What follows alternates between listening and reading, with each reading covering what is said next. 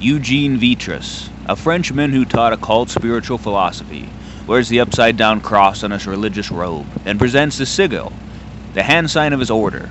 Vitrus gained a large following in the 1830s and 1840s by declaring the coming of a dark prince, a god on earth, who would rule and reign, he said.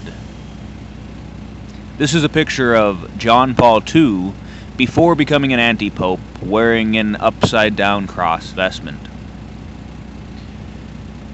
Now we know who the Church of Satan is because the Catholic Church has defined it for us. Pope Leo XIII, Day Alto, number 2, October 15th, 1890.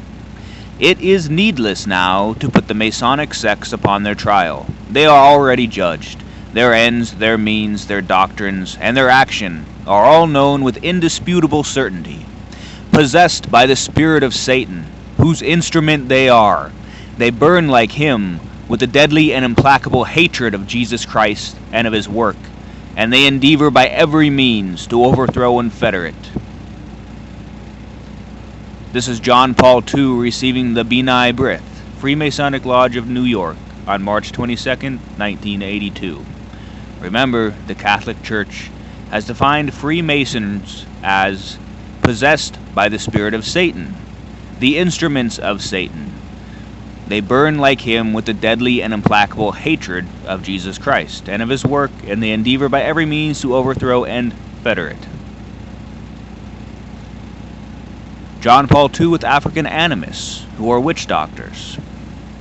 John Paul II received on his forehead the tilak or tika, the red powdery paste of the Hindus, the sign of recognition of the adorers of Shiva. On October 27, 1986, John Paul II prayed with over 100 different religious leaders of various false religions, thereby repudiating the teaching of Scripture and the 2,000-year teaching of the Catholic Church, which outlaws such prayer with false religions. The entire day of prayer with the pagans, infidels, and heretics was John Paul II's idea. During this meeting, the Dalai Lama placed a Buddhist statue on the tabernacle in the Church of St. Francis. John Paul II in the Buddhist temple. Now, have you ever heard of anyone claiming to be a pope in a Buddhist temple before? No. John Paul II in the synagogue. Now, have you ever heard of anyone claiming to be pope to be in a synagogue before? No. John Paul II kissing the Koran.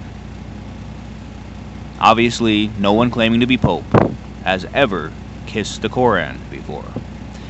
John Paul II under a giant upside-down cross in Israel. You ever heard of a person claiming to be pope, wearing an upside-down cross vestment, sitting under a giant upside-down cross, or anything like this? No.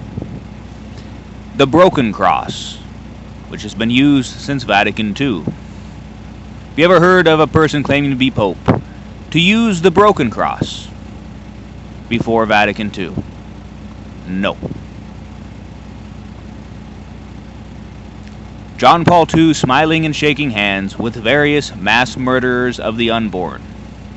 Now we have to keep in mind here that what is happening in the wombs of women throughout the world by the lies of these politicians, through the lies of these politicians, is an unprecedented massacre.